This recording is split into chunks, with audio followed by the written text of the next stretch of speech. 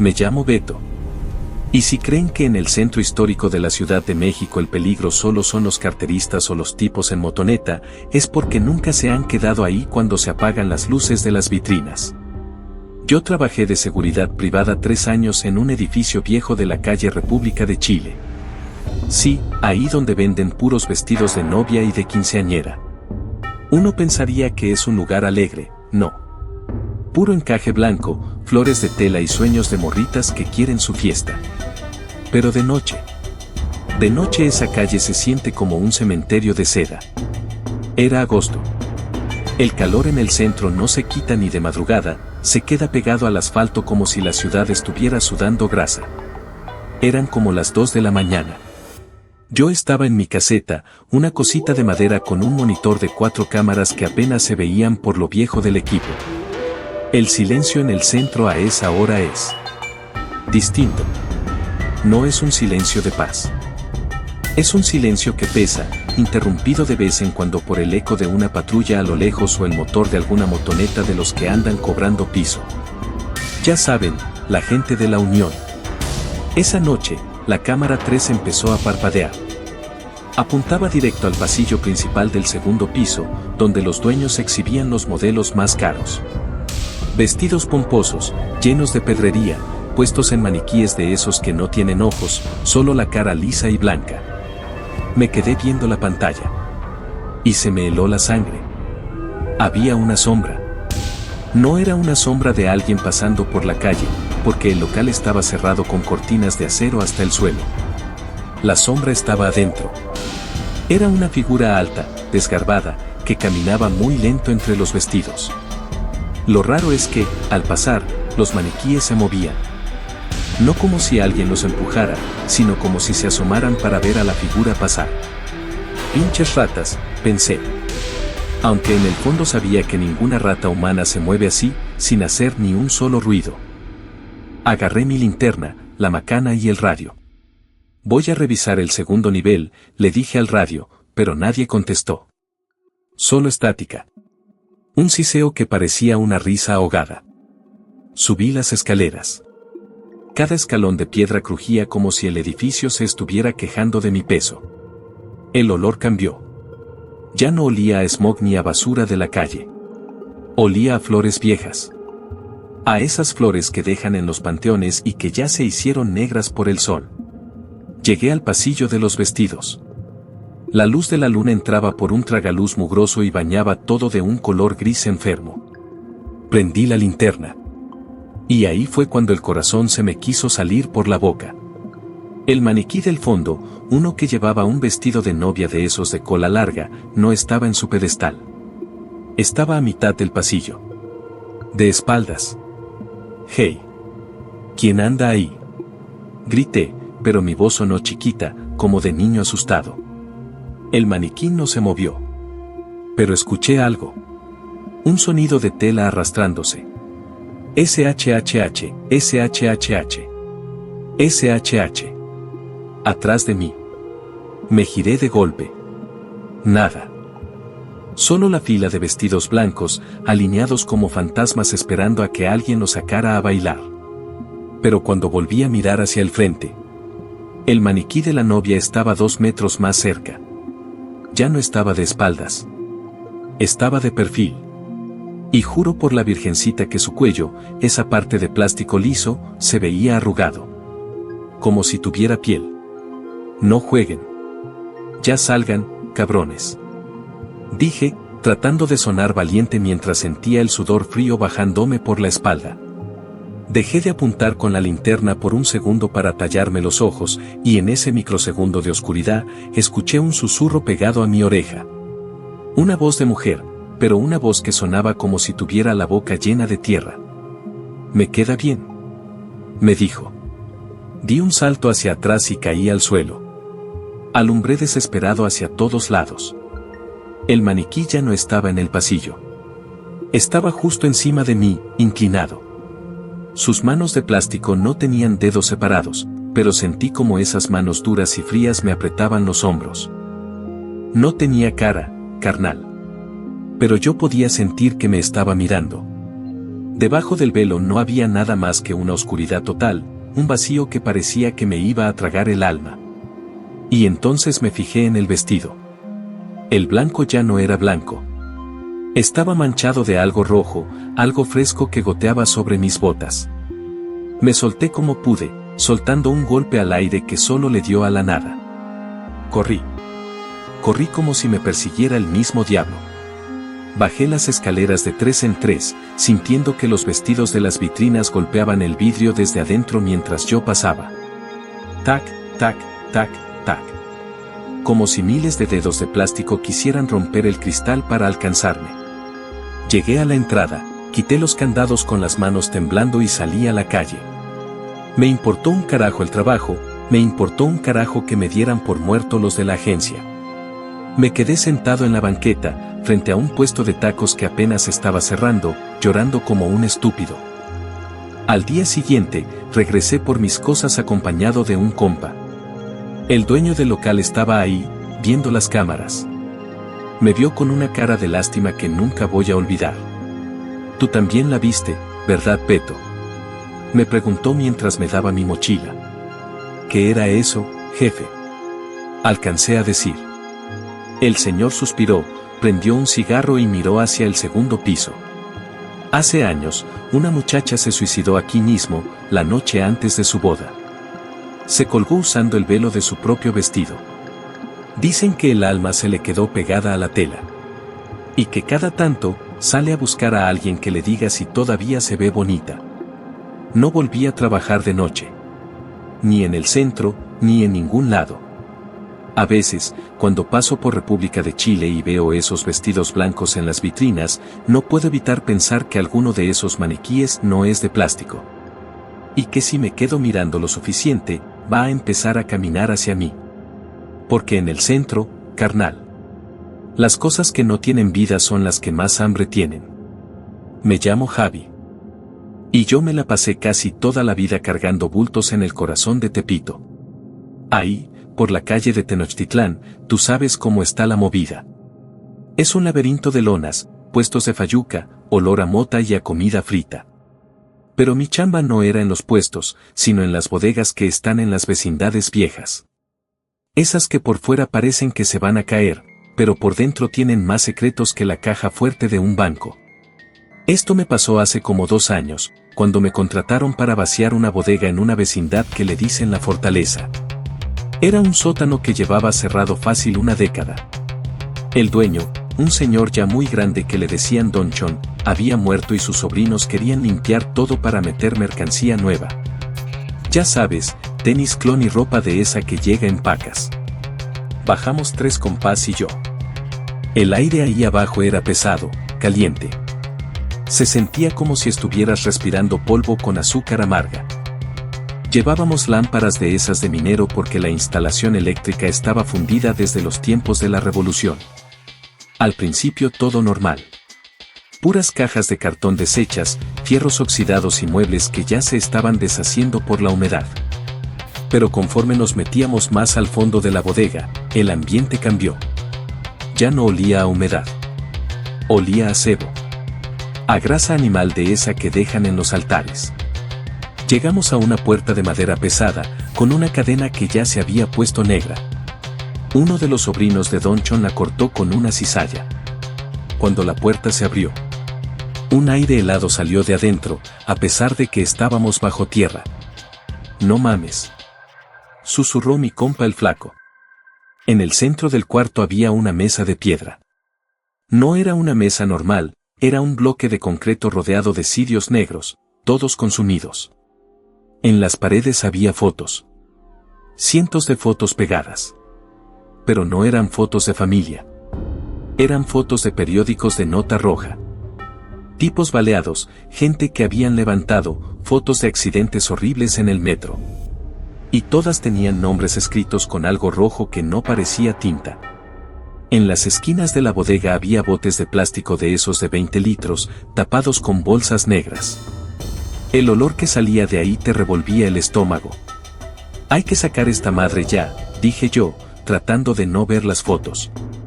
Agarramos el primer bote. Pesaba un chingo, como si estuviera lleno de piedras. Cuando lo íbamos cargando hacia la salida, el flaco se tropezó con una raíz que salía del suelo. O eso pensamos. El bote cayó y la tapa se botó. Lo que salió de ahí no eran piedras, carnal.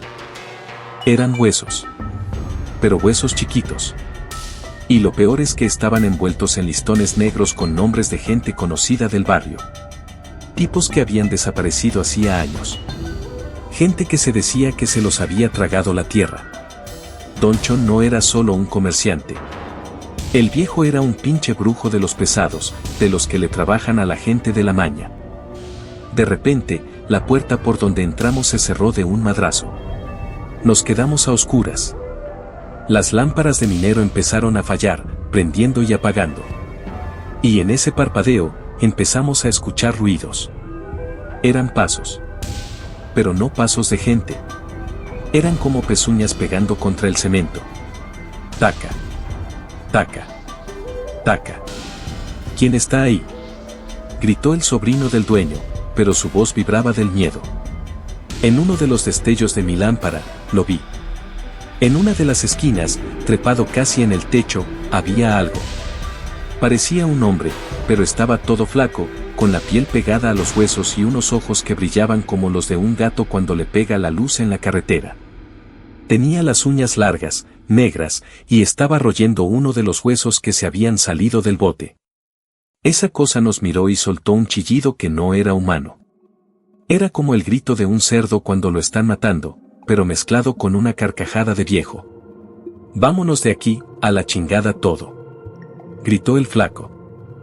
Empezamos a correr hacia la puerta, pero el suelo se sentía como si estuviera vivo. Sentíamos manos que salían de la oscuridad y nos jalaban de los pantalones. Las fotos en las paredes empezaron a caerse y se escuchaban susurros. Miles de voces diciendo «déjanos salir. Tenemos hambre». Llegamos a la puerta y empezamos a patearla. Yo sentí un frío de muerte en la nuca. Alumbré hacia atrás y vi a esa cosa saltando desde el techo hacia nosotros. Tenía la boca llena de esa grasa negra y unos dientes que parecían astillas de vidrio. Justo cuando estaba a punto de caernos encima, el sobrino logró abrir la puerta. Salimos disparados al pasillo y subimos las escaleras como si nos persiguiera el mismo diablo. No paramos hasta llegar a la calle, bajo la luz del sol de Tepito, entre el ruido de la gente y la música de los puestos. Nos quedamos ahí, jadeando, llenos de polvo negro. El sobrino de Don Chon estaba pálido. Se sacudió la playera y vimos que tenía 3 rasguños profundos en la espalda, como si una garra lo hubiera alcanzado. «Esa bodega se queda así», dijo el güey, temblando. «No vuelvo a bajar ni aunque me paguen $1.000.000. Dicen que después de eso, mandaron a sellar la entrada con cemento. Pero la gente que vive en esa vecindad cuenta que, por las noches, se escuchan golpes debajo del piso. Dicen que los muertitos de Don Chon siguen ahí abajo, esperando a que alguien más cometa el error de abrirles la puerta. Porque en Tepito, carnal, hay cosas que se alimentan de los secretos que se guardan bajo tierra. Y yo ya no acepto trabajos de limpieza. Prefiero 1000 veces cargar bultos en el sol que volver a sentir ese frío que te llega hasta el alma. Esa estuvo densa, ¿verdad? Pero espérate, que en el centro no solo espantan en las bodegas. Hay lugares donde la muerte se pasea como si fuera su casa, y uno de esos es el metro. Pero no cualquier estación, sino las que cruzan por el corazón de la CDMX. Aquí te va el tercer relato, carnal. Prepárate. Relato 3, el pasajero de la última corrida. Me llamo Poncho. Fui conductor del metro en la línea 2, la azul, la que cruza desde Cuatro Caminos hasta Tasqueña, pasando por todo el centro histórico. Mucha gente cuenta historias de la estación Pino Suárez o de Zócalo, que si ven sombras o que si oyen gritos en los túneles. Y la neta, la mayoría son cuentos de gente que no aguanta el encierro. Pero lo que me pasó a mí una noche de noviembre, eso no fue un cuento. Eso fue encontrarse de frente con lo que no tiene nombre. Eran las 11 de la noche pasaditas. Estábamos por dar la última corrida. Ya saben, el tren va casi vacío, la gente que viene de trabajar anda bien cansada, con la cabeza gacha, pegada al celular o dormida contra el vidrio. Yo venía de Bellas Artes hacia Allende. El túnel ahí es viejo, se siente el aire viciado, como si estuvieras recorriendo las tripas de una bestia que no ha comido en siglos. Al llegar a Allende, la estación estaba desierta. Solo una señora con un rebozo negro estaba sentada en una de las bancas del fondo. Abrí las puertas. PSSSHHHH. El sonido del aire comprimido resonó en todo el andén. Nadie bajó. Nadie subió. Esperé los segundos de rigor, cerré y le di marcha al tren. Iba entrando al túnel hacia Zócalo cuando el monitor de la cabina, el que te muestra los vagones por dentro, empezó a fallar. Se llenó de estática, de esa nieve blanca que hace un ruido bien molesto. De repente, la imagen se aclaró por un segundo.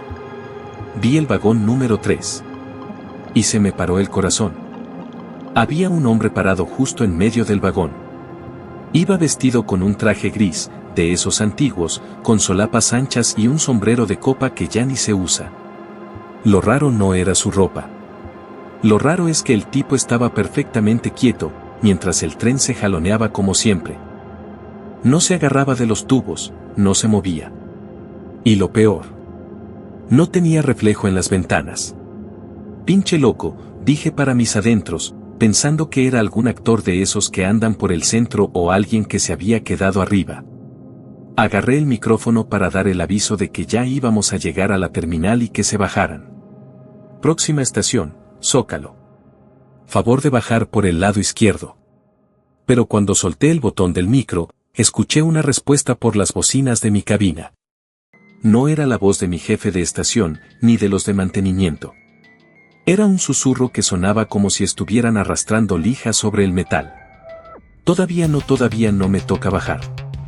Se me pusieron los pelos de punta. Revisé otra vez el monitor. El hombre del traje ya no estaba en el vagón 3. Estaba en el 2. Había avanzado un vagón en menos de 3 segundos. Y las puertas entre vagones están cerradas con llave. Sentí que el aire en la cabina se ponía helado, carnal. Empecé a acelerar. Quería llegar a Zócalo ya, ver las luces de la estación, ver a los policías, lo que fuera. Pero el túnel se sentía eterno. Parecía que las vías se estiraban y que el tren no avanzaba a pesar de que el tablero marcaba 60 kilómetros por hora. Miré el monitor una vez más. El tipo estaba en el primer vagón. Justo detrás de mi puerta de la cabina. Pude verlo clarito. Su cara. No tenía piel. Era como si le hubieran quitado la máscara a un ser humano. Se le veían los músculos de la cara, rojos, brillantes, y unos dientes amarillos que no paraban de castañear. Clac, clac, clac, clac. Empezó a golpear la puerta de mi cabina. No eran golpes normales. Eran golpes secos, como si estuviera pegando con un martillo de piedra. El tren empezó a vibrar horrible. Las luces de los vagones empezaron a tronar una por una. Pum. Pum. Pum. Oscuridad total atrás de mí. Déjame entrar, carnal. Gritó la cosa esa, pero ahora su voz era idéntica a la mía. Tenía mi mismo tono, mi misma forma de hablar. Déjame manejar a mí, que yo sí sé a dónde vamos. Me puse a rezar todo lo que me sabía, con las manos apretando el control de tracción hasta que se me pusieron blancos los nudillos. No quería voltear a la ventanilla que da al vagón. Sabía que si lo veía a los ojos, ya no iba a salir de esa. De repente, el tren frenó de golpe. Sentí el chicotazo. Habíamos llegado a Zócalo, pero las luces de la estación estaban apagadas. No había nadie. El silencio era tan fuerte que me dolían los oídos. La puerta de mi cabina se abrió. Creak. Despacito. Cerré los ojos con todas mis fuerzas. Sentí un aliento fétido, que olía a cobre y a drenaje, pegándose a mi nuca. Sentí unos dedos largos y delgados rozándome el uniforme. Gracias por el aventón. Susurró esa cosa. Escuché que alguien bajaba del tren y caminaba por el andén. Pasaron unos segundos que se sintieron como horas. Cuando por fin me atreví a abrir los ojos, El tren estaba encendido de nuevo. Las luces de la estación estaban prendidas y los policías de seguridad venían caminando hacia mí, extrañados de por qué me había parado así. «Todo bien, Poncho. Te pasaste de la marca de frenado por casi 3 metros», me dijo uno de los oficiales. Yo no podía hablar. Solo señalé hacia el vagón 1. Ellos revisaron todo. No había nadie. No había rastro de ningún hombre de traje. Pero cuando bajé a revisar las vías por si me había llevado a alguien, ahí lo vi. En la puerta de mi cabina, del lado de adentro, había una marca de mano. Pero no era de grasa ni de suciedad. Estaba quemada en el metal, como si alguien hubiera puesto la mano al rojo vivo sobre la puerta. Una mano con 6 dedos. Pedí mi cambio esa misma semana. Ahora trabajo en la línea 7, la naranja, que es la más profunda de todas. Dicen que ahí es más peligroso por la profundidad, pero yo prefiero estar a 40 metros bajo tierra que volver a cruzar el centro histórico a medianoche. Porque en el metro de la CDMX, carnal, uno nunca sabe quién se sube en las estaciones viejas. Y mucho menos quién se queda contigo en la cabina cuando se apagan las luces. Esa del metro me dejó temblando las manos hasta a mí, carnal. Pero agárrate, porque lo que sigue no es bajo tierra, sino en los pasillos de la zona más caliente de la CDMX. Ahí donde la fe se mezcla con la muerte y donde uno ya no sabe si le está rezando a un santo o a algo que salió de un pozo muy oscuro. Aquí tienes el cuarto relato. Pura vibra de mercado, de esa que te hace mirar atrás cada 3 pasos. Relato 4. La niña del puesto de juguetes. Me llamo Lalo. Yo heredé un puesto de herrería y cosas de cocina en el mercado de Tepito, justo en la zona donde se divide la fayuca de los puestos de comida. Mi familia ha estado ahí por 3 generaciones. Conocemos a todos, a los que venden, a los que cobran y a los que nomás andan viendo qué se llevan. Pero hay algo que en el barrio todos sabemos y de lo que casi nadie habla frente a los extraños. Las horas muertas del mercado. Eran como las 8 de la noche de un martes. El mercado ya estaba casi solo. Los compañeros ya estaban recogiendo sus lonas, amarrando los tubos con mecates y bajando las cortinas de los locales fijos. Yo me quedé un poco más tarde porque se me rompió una cadena y tenía que soldarla para dejar bien asegurado el negocio. El ruido de Tepito a esa hora es un eco raro. Ya no hay música a todo volumen ni gritos de «lleve sus tenis». Solo se oye el viento pegando en las lonas sueltas. Flap, flap, flap. Y el sonido de las ratas corriendo entre las cajas de madera. Estaba yo dándole a la soldadura cuando escuché una risita. Una risa de niña, aguda, limpia. De esas que no encajan en un lugar tan pesado como este. ¿Quién anda ahí?, pregunté, apagando la planta de soldar. Ya vamos a cerrar, morrita, ándale, vete con tus jefes. Nadie contestó. Pensé que era la hija del Chacal, un compa que vende mochilas 2 pasillos más adelante. Me asomé al pasillo central, ese que queda bien oscuro porque las lonas tapan las lámparas de la calle. Ahí, a unos 10 metros, vi a una niña. Llevaba un vestidito blanco, medio percudido, y arrastraba un juguete. Un trenecito de madera de esos que ya ni se ven. Caminaba despacito, metiéndose entre los puestos de juguetes clonados. «Hey, niña. Te vas a perder, aquí está bien gacho a esta hora», le grité mientras caminaba hacia ella. La niña se detuvo frente a un puesto de muñecas. Se quedó mirando hacia adentro. Cuando me acerqué a unos 5 metros, noté algo que me puso la carne de gallina. La niña no tenía zapatos. Sus pies estaban negros, pero no de mugre. Estaban negros como si se hubieran quemado. Y por donde pasaba, dejaba una mancha de humedad pegajosa en el suelo que olía a flores podridas. «¿Dónde está tu mamá, mija?», le dije, tratando de no sonar asustado. La niña se giró. Pero no se giró como una persona normal. Giró el cuello casi por completo, como si no tuviera huesos. Su cara era... no sé cómo explicarlo, carnal. No tenía ojos. En lugar de ojos tenía 2 parches de piel lisa, como si nunca hubiera nacido con ellos. Pero de su boca, que era solo una grieta finita, salía un humo gris, denso. Mi mamá está en la caja. Susurró. Su voz no venía de su garganta, parecía que salía de las paredes del mercado. Me dijo que la esperara aquí. Pero ya pasaron muchos años y tengo frío. Me quedé congelado. Quise correr, pero mis botas se sentían pesadas, como si el asfalto me estuviera jalando hacia abajo. La niña empezó a caminar hacia mí, arrastrando ese trenecito de madera. Cada vez que el juguete pegaba en el piso, se escuchaba un lamento humano, un quejido de dolor que me retumbaba en los dientes. ¿Quieres jugar?, me preguntó. Empezó a estirar sus manos. Sus dedos se empezaron a alargar, volviéndose negros y afilados como garras. El humo que salía de su boca se volvió más espeso y empezó a oler a azufre. Sentí que el aire me faltaba. En ese momento, escuché un grito desde el otro lado del pasillo. Lalo.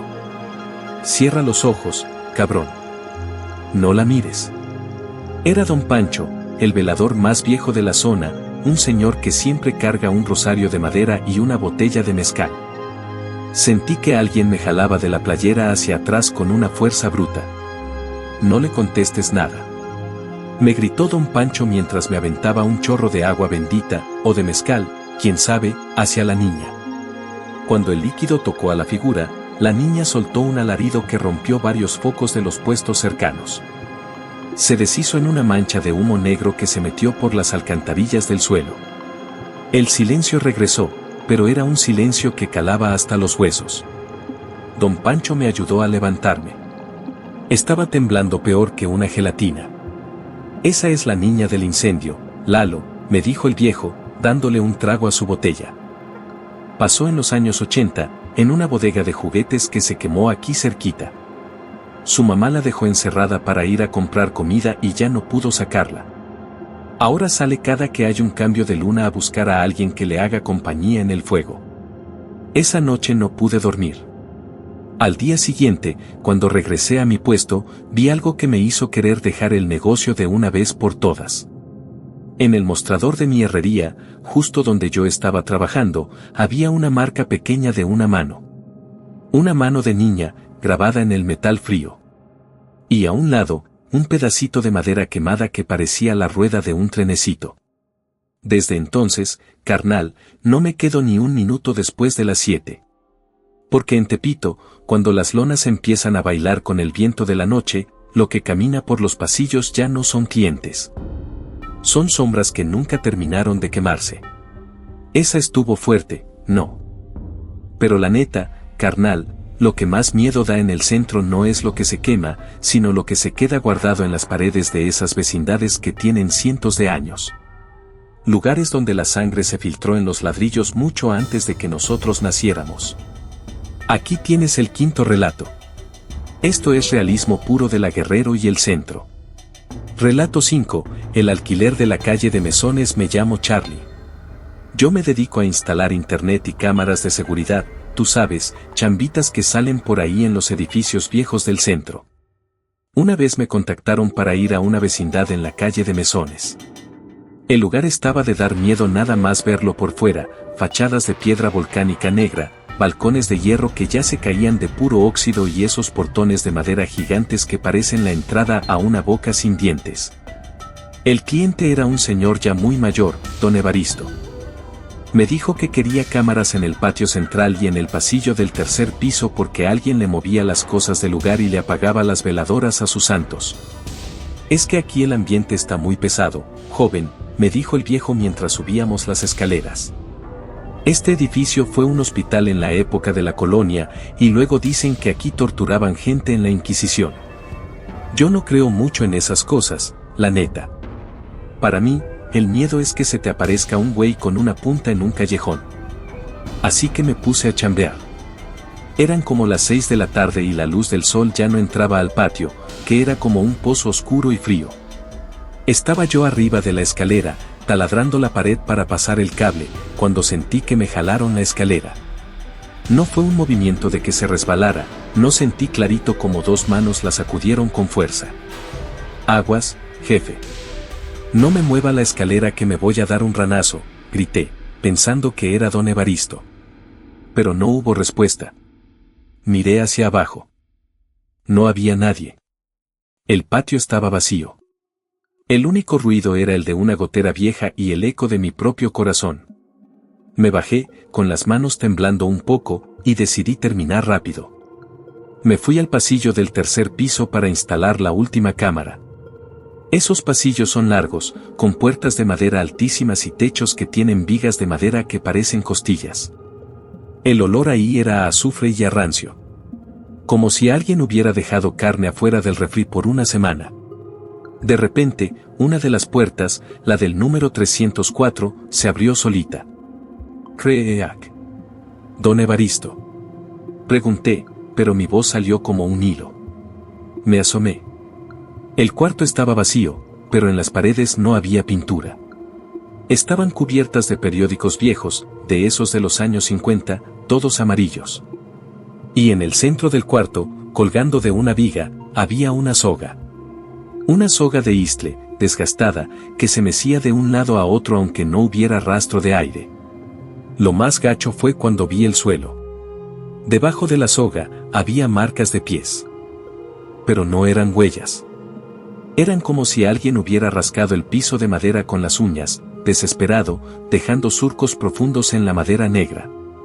Sentí que el cuarto se hacía más chiquito.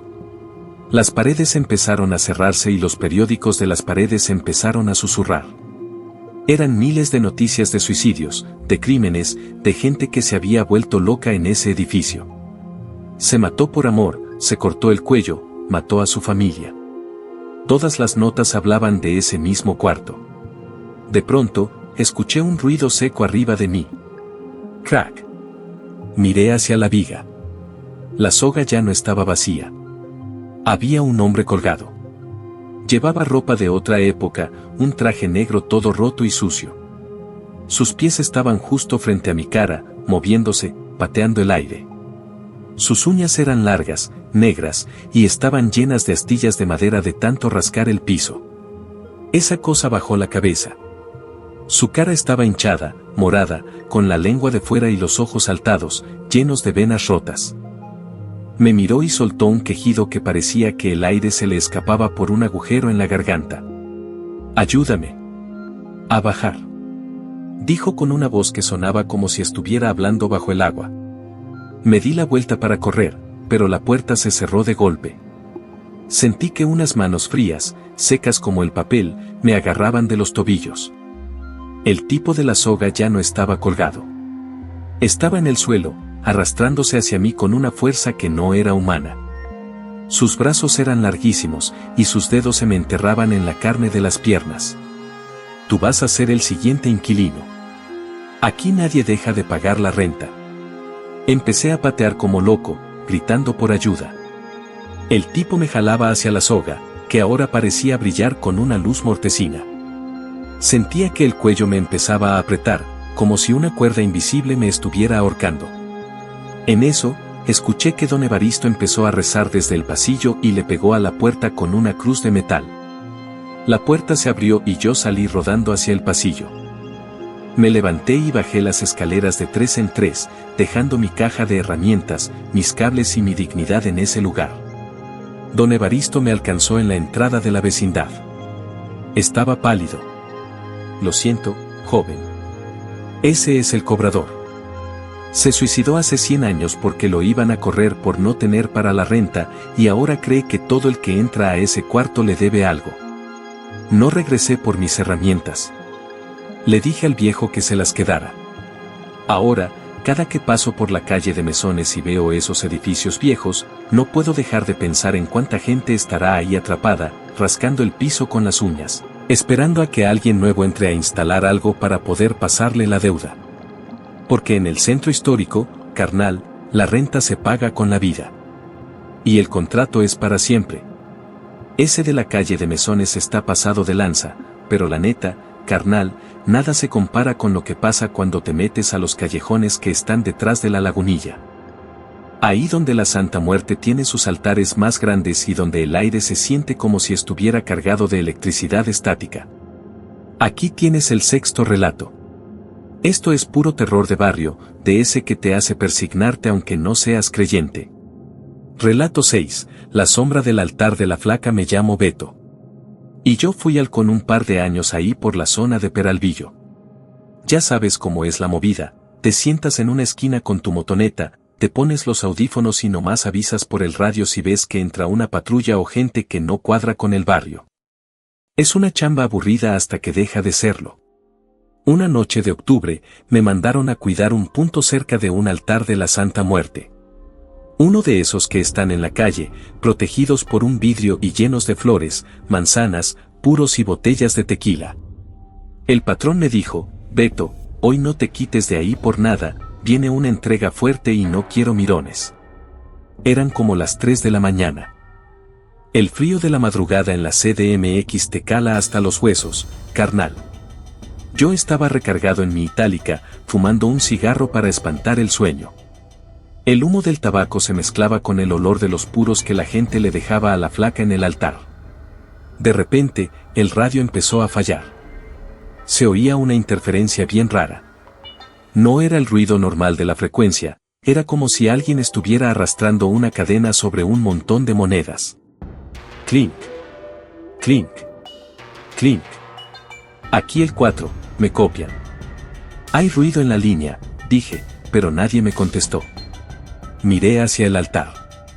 Las veladoras, que estaban bien protegidas detrás del vidrio, empezaron a bailar como si hubiera un ventarrón adentro del nicho. Y entonces lo vi. Sentada en la banqueta, justo al lado del altar, había una señora. Iba vestida toda de negro, con un rebozo que le tapaba la cara. Estaba muy flaquita, carnal. Pero flaca de verdad, como si solo fuera hueso y pellejo debajo de la tela.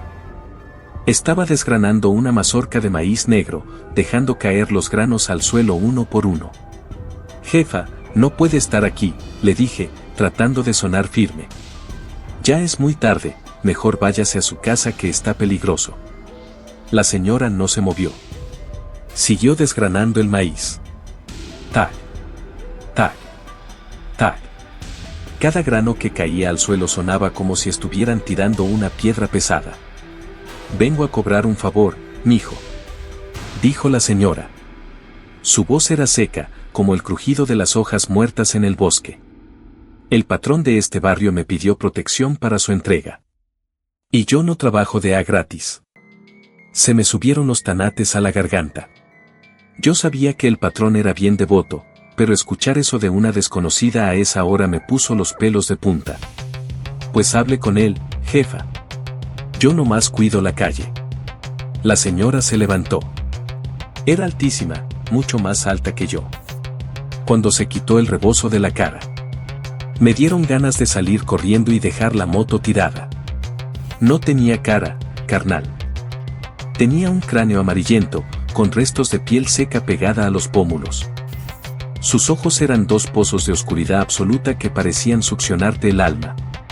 No era una señora. Era ella. La niña blanca. La flaca. Tú eres el pago, Beto. Susurró, y esta vez su voz no salió de su boca, sino que retumbó dentro de mi cabeza. Traté de arrancar la moto, pero el pedal de arranque estaba trabado, como si alguien le hubiera metido un fierro. De la sombra de la Santa Muerte empezaron a salir manos.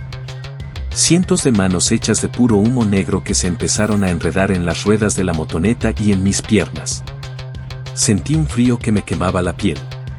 Las manos me jalaban hacia el altar. Yo gritaba, pero mi voz no salía, se quedaba atorada en mi garganta como si tuviera un nudo de alambre de púas. En ese momento, pasó una motoneta de los compañeros a toda velocidad por la calle de atrás. El ruido del motor y la luz del faro rompieron el trance por un segundo. Saqué una navaja que traía en la bolsa y, sin pensar, me corté la palma de la mano. Toma mi sangre, pero déjame ir. Grité desesperado, dejando caer las gotas de sangre sobre los granos de maíz negro. La figura se detuvo. Se quedó mirando la sangre en el suelo. Soltó una risa que sonaba como cristales rompiéndose y, en un abrir y cerrar de ojos, desapareció. El viento se calmó. Las veladoras del altar volvieron a brillar normales. Arranqué la moto al primer intento y me largué de ahí a 1000 por hora. No paré hasta llegar a mi casa, donde me encerré y no salí en 3 días. Cuando por fin regresé al barrio, me enteré de que esa noche la entrega había salido mal. A todos los que estaban en el punto los agarró la tira o les dieron piso los de la competencia. Yo fui el único que se salvó. Pero a un precio. Ahora, cada vez que paso frente a un altar de la Santa Muerte, siento que la estatua me sigue con la mirada.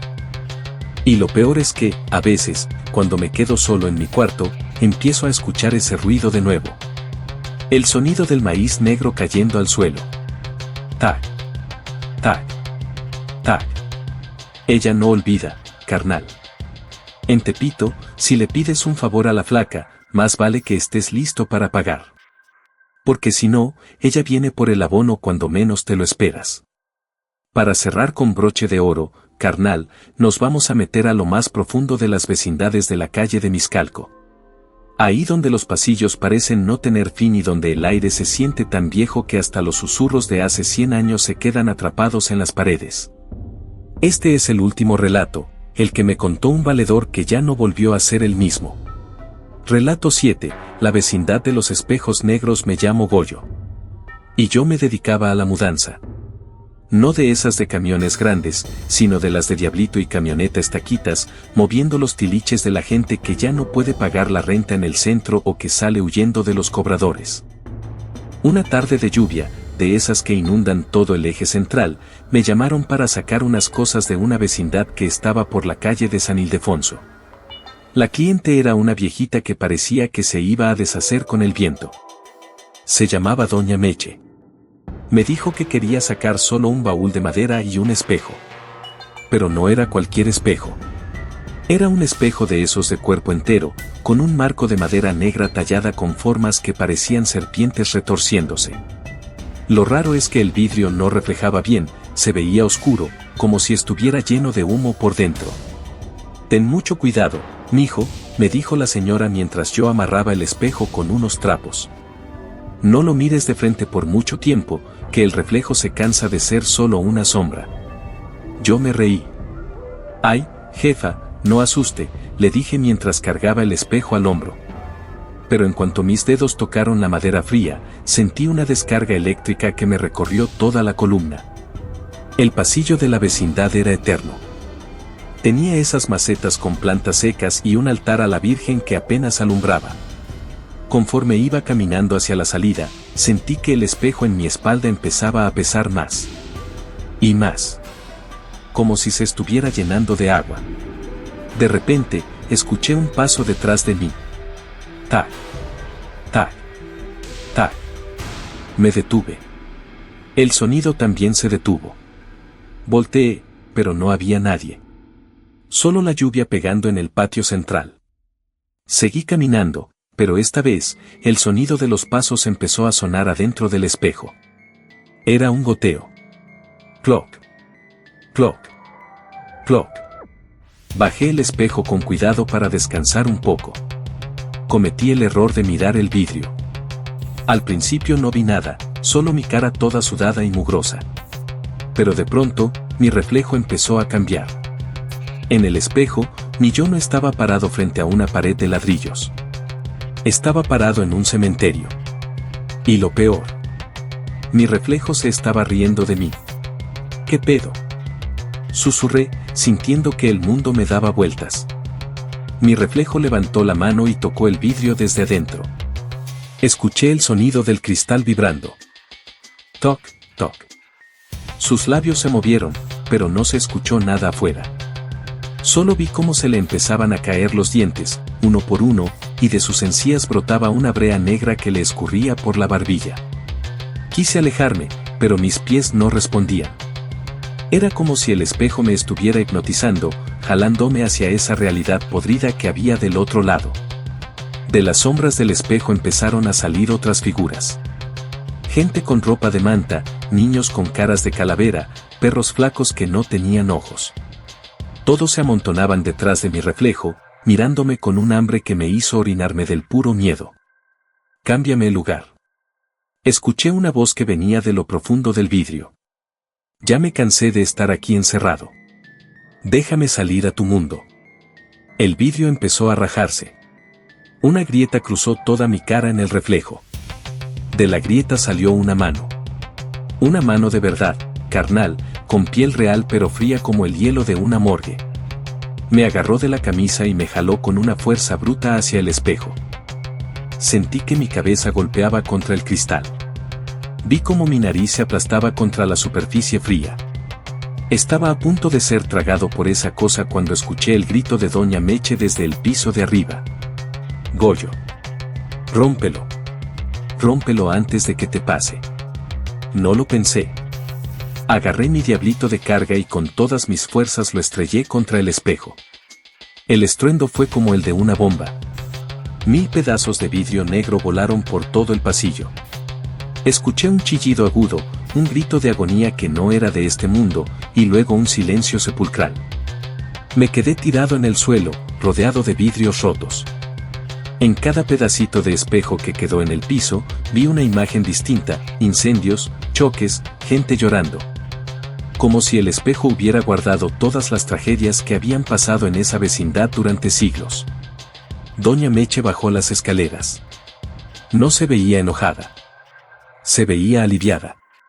Gracias, mijo, me dijo, dándome unos billetes todos arrugados. Ese espejo era una puerta. Mi abuela lo trajo de un pueblo que ya no existe, y decía que si lo dejabas mucho tiempo en un lugar, las sombras se robaban a los vivos. Salí de esa vecindad corriendo, carnal. No quise saber más de mudanzas en edificios viejos. Desde ese día, no puedo tener espejos en mi casa. Los cubro todos con sábanas blancas. Porque a veces, cuando estoy por quedarme dormido, escucho un ruidito en la pared. Un rasguño suave, como si alguien estuviera tratando de romper un vidrio desde el otro lado. Porque en el centro de la ciudad, carnal, no solo hay que cuidarse de los vivos que caminan por la calle. Hay que cuidarse de lo que se queda atrapado en el reflejo de la oscuridad. Qué buena vibra traes, carnal. Ya te picaste, ¿verdad? Es que el centro no se acaba, cada vecindad es un mundo y cada callejón tiene su propia sombra. Vámonos con el octavo, para que ese video de 1 hora quede bien cargado de adrenalina. Este relato es de los que cuentan los que andan en la merca, los que se mueven de noche por las calles que no salen en los mapas turísticos. Relato 8, el punto del callejón del muerto. Me llamo el Chino. O así me decían cuando andaba de repartidor en una motoneta por la zona de San Juan de Letrán. Mi chamba era mover paquetes rápido, sin preguntas. Tú sabes, carnal, entregas que no pueden esperar y que se hacen en las esquinas más oscuras. Una noche de lluvia fuerte, de esas que parece que el cielo se va a caer sobre la catedral, me mandaron a un callejón que está por la parte de atrás de la lagunilla. El patrón me dijo, Chino, vas a buscar una puerta de metal oxidado que tiene una cruz pintada con tiza blanca. Ahí te va a esperar un cliente, no le mires la cara, agarra la lana y te largas. Llegué al callejón. El agua corría por las alcantarillas como si fuera sangre negra. La luz del poste parpadeaba. Clic, clic. Clic, y apenas dejaba ver las paredes llenas de moho. Encontré la puerta. Estaba en una vecindad que se veía abandonada, con las ventanas rotas como ojos de muerto. Me bajé de la moto, dejando el motor encendido por si las moscas. Toqué la puerta 3 veces, como me habían dicho. Vengo de parte del gordo. Grité para que me oyeran sobre el ruido de la lluvia. La puerta se abrió un poquito. Apenas una rendija. No vi a nadie, pero sentí un olor a muerto que me dio un golpe en el estómago. Era un olor a carne podrida mezclado con incienso barato. Pasa. El patrón te está esperando adentro, dijo una voz que parecía que venía del fondo de un pozo. Entré al patio de la vecindad. Estaba todo lleno de charcos. En el centro había una fuente vieja, sin agua, pero llena de cabezas de gallo y plumas negras. Las puertas de los cuartos de la vecindad estaban todas abiertas y se escuchaba un rurrú de voces. Como si hubiera mucha gente rezando en voz baja, pero en un idioma que yo no entendía. Llegué al cuarto del fondo. Ahí estaba un tipo sentado en una silla de madera. Tenía una gabardina negra y un sombrero que le tapaba la cara. Encima de la mesa había una báscula vieja y un montón de polvos de colores. Aquí está el encargo, jefe, dije, poniendo el paquete en la mesa. Mi mano temblaba como si tuviera Parkinson. El tipo no se movió. No estiró la mano para agarrar el paquete. Solo levantó la cabeza. Y lo que vi me dejó sin aire. No tenía cara, carnal. En lugar de ojos, nariz y boca, tenía costuras. Estaba todo cosido con un hilo grueso, negro, como si le hubieran cerrado la cara a la fuerza. Pero lo peor es que las costuras se movían. Se estiraban como si algo adentro estuviera tratando de salir.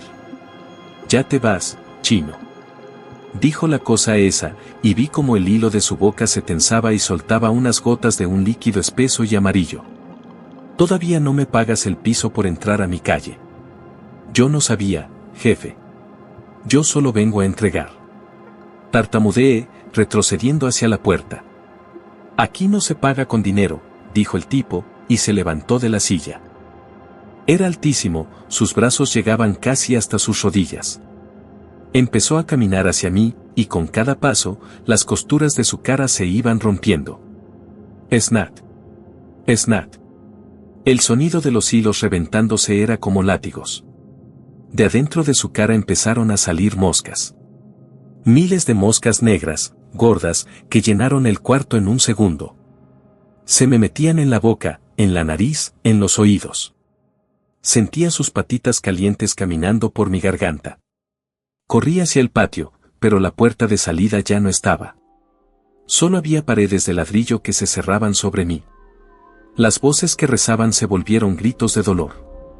Miré hacia los cuartos de la vecindad y vi a la gente. Eran sombras con las caras cosidas, todos apuntándome con sus dedos largos y huesudos. Uno de nosotros. Uno de nosotros. Gritaban. Sentí que el tipo de la gabardina me agarraba por la nuca. Sus dedos eran como garfios que se me enterraban en el cuello. Me aventó contra la fuente de las cabezas de gallo. Sentí el frío de la piedra y el olor de la sangre vieja. Te voy a coser los ojos, chino. Para que nunca más veas lo que no te toca, dijo, sacando una aguja de hueso y un hilo hecho de cabello humano. En ese momento, por puro instinto, agarré un encendedor que traía en la bolsa y lo prendí cerca de un bote de solvente que estaba tirado en la fuente. Se armó un flamazo que le dio directo en la cara a esa cosa. El tipo soltó un alarido que no era humano. Las moscas se quemaron en el aire, soltando un olor a pelo chamuscado horrible. Aproveché el caos y corrí hacia donde recordaba que estaba la entrada. Empujé la pared con todas mis fuerzas y, por milagro, la puerta de metal cedió. Salí al callejón, me subí a la moto y le di a fondo sin mirar atrás.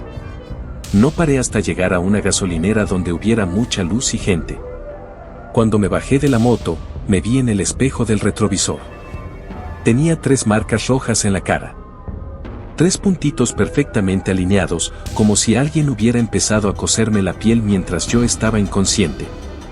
Dejé la chamba de repartidor ese mismo día. Dicen que en ese callejón ya no vive nadie desde hace 50 años, que ahí hubo una matanza de una secta que quería cerrarle los sentidos a la gente para que vieran al diablo. Ahora, cada vez que paso por una calle oscura y escucho el zumbido de una mosca, se me hiela la sangre. Porque sé que el tipo de las costuras sigue ahí, esperando a que alguien más cometa el error de entrar a su punto sin permiso. Órale, carnal. Veo que traes la de la última y nos vamos, ¿verdad? Pues agárrate, porque este 9º relato es para cerrar la cortina con candado y cadena. Ya pasamos por el metro, los mercados y las vecindades.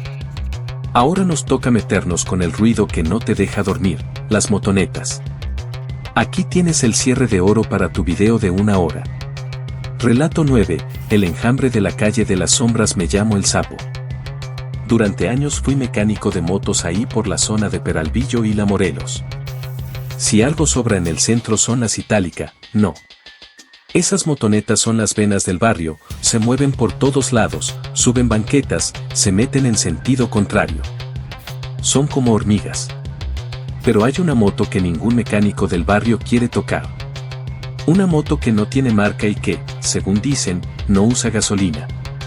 Esto me pasó el año pasado, en una de esas noches de octubre cuando el aire se pone pesado y huele a copal de los altares de muerto. Estaba yo por cerrar el taller, ya eran como las 11 de la noche, cuando escuché un motor. Pero no era un motor normal. Sonaba como si estuvieran moliendo vidrios dentro del cilindro. CRRR clac. CRRR clac. Una motoneta negra, mate, sin una sola calcomanía y sin placas, se estacionó frente a mi cortina. El conductor no se bajó. Llevaba un casco integral con el visor negro, de esos que no dejan ver ni un reflejo. Iba vestido con una chamarra de cuero vieja, toda pelada de los codos. Sapo. Cámbiale la cadena a esta madre, dijo el tipo. Su voz sonaba como si estuviera hablando a través de un tubo de metal oxidado. Ya cerré, carnal. Mañana temprano si quieres, le contesté, tratando de bajar la cortina. El tipo estiró el brazo y detuvo la cortina con una mano. Sentí un frío que me caló hasta los dientes. Sus guantes estaban rotos y pude ver que sus dedos no tenían uñas. Eran solo puntas de hueso amarillento que asomaban por el cuero. Tiene que ser hoy. Tengo un viaje largo que hacer antes de que salga el sol. Y no puedo llegar tarde. Me aventó un fajo de billetes de a 500. Eran billetes viejos, de esos que ya ni circulan y olían a tierra mojada. Por puro miedo y ambición, acepté. Metí la moto al taller y puse la cortina. En cuanto empecé a trabajar, me di cuenta de que esa moto era una trampa. El metal estaba helado, como si lo hubieran sacado de un congelador. Cuando quité la tapa de la cadena, no salió grasa. Salió un líquido negro, espeso, que se movía solo en el piso del taller. Parecían gusanos diminutos que buscaban las coladeras. Miré al tipo. Se había quedado parado en la esquina más oscura del taller, perfectamente quieto. No respiraba. No se movía. Solo se quedaba ahí, mirando hacia la pared. Oye, carnal. ¿De dónde sacaste esta moto? Está bien rara la aleación, pregunté para romper el silencio. El tipo no contestó. Pero de pronto, el escape de la moto soltó un suspiro. No fue una explosión, fue un ay de mujer. Un lamento que me hizo soltar la llave inglesa. Sigue trabajando, sapo. Ya casi vienen por nosotros, susurró el conductor. ¿Quiénes vienen? Pregunté, ya con los pelos de punta. El enjambre. De repente, empecé a escuchar motores afuera. Pero eran muchísimos. 10, 20, 50 motonetas rodeando el taller. El ruido era ensordecedor, como si miles de avispas gigantes estuvieran golpeando la cortina de acero. Pum, pum, pum. La cortina se empezó a abollar hacia adentro, como si manos invisibles quisieran entrar. Miré por la rendija de la puerta. La calle estaba llena de motonetas. Pero los conductores no tenían cabeza. O mejor dicho, en lugar de cabeza tenían cascos flotando sobre el cuello vacío. Sus manos eran puras garras de hueso y sus motos no tocaban el suelo, flotaban a unos centímetros del asfalto, dejando una estela de humo gris que olía a azufre. Llévatela. Ya quedó. Ya vete. Le grité al tipo, aventándole la llave. El conductor se subió a la moto. El motor arrancó con un alarido de agonía que rompió todos los focos de mi taller. En la oscuridad total, solo vi cómo sus ojos, o lo que fuera que tuviera detrás del visor, se encendían con un fuego azul podrido. Gracias, sapo. Te dejamos propina. La cortina se abrió de un madrazo, como si la hubieran arrancado de cuajo. El enjambre de motos fantasma salió disparado hacia el eje central, desapareciendo en una neblina que se tragó hasta el ruido del tráfico. Me quedé ahí, tirado entre los vidrios rotos. Cuando amaneció, los billetes que me había dado el tipo ya no eran billetes. Eran hojas secas de cempasúchil, todas marchitas y negras. Y en el piso del taller, donde estuvo la moto, había una mancha de aceite que tenía la forma perfecta de una cara gritando. Fui con el cura de la iglesia de Santa Ana para que me echara una bendición. El padre, cuando le conté, se puso pálido. Me dijo que cada 10 años, las ánimas de los que murieron en el asfalto en el centro histórico, repartidores, rateros, gente inocente en motoneta, se juntan para hacer una rodada hacia el Mictlán. Y que hay de aquel que les ayude, porque se queda marcado. Desde esa noche, carnal, ya no puedo oír el motor de una motoneta sin que me den escalofríos. A veces, cuando el taller está solo, escucho que alguien me llama desde la oscuridad, sapo. Cámbiame la cadena. Por eso ahora cierro a las 6 de la tarde. Porque en el centro, cuando el sol se oculta, las calles ya no le pertenecen a los que caminan, sino a los que ruedan sin alma.